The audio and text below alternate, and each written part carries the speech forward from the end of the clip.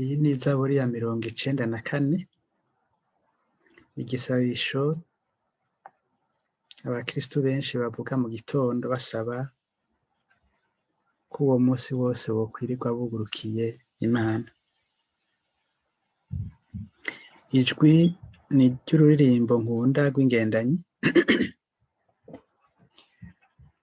Tunezerwe mu Mukama wacu, dushemeze uwurindavyi yacu, dushike imbere yiwe tumukengurukire, tumuhaye tuvuze ingoma n'inzamba. Ego cane ni wewe mwami wacu, umukama Imana imwe rudende, vyose biri mu biganza vyiwe, niwe muremyi w'ibiriho vyose.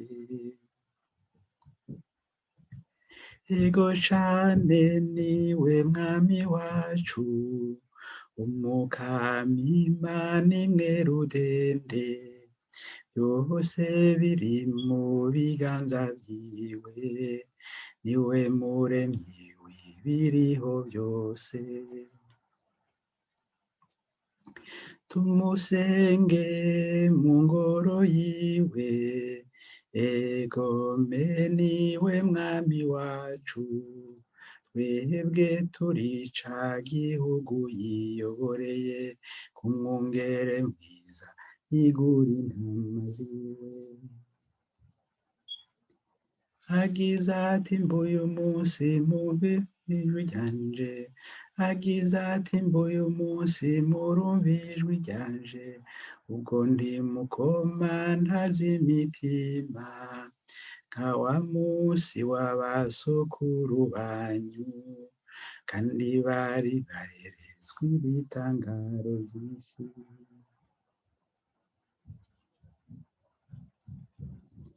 Imyaka 40 barampemukiye, ndabangira ntibarayobewe inzira, ishavu ryinshi ndarahira nti ntibazigera, ubunywanyi ntaje mu mahoro adashira.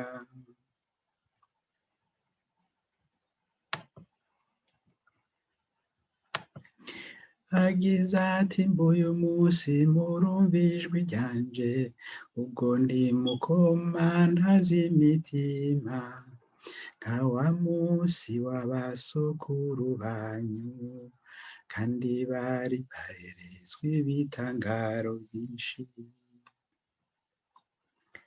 Imyaka 40 barampemukiye, ndabangira ntibarayobewe inzira, n'ishavu ryinshi ndarahira nti ntibazigera, ubunywanyi ntaje mu mahoro adashira.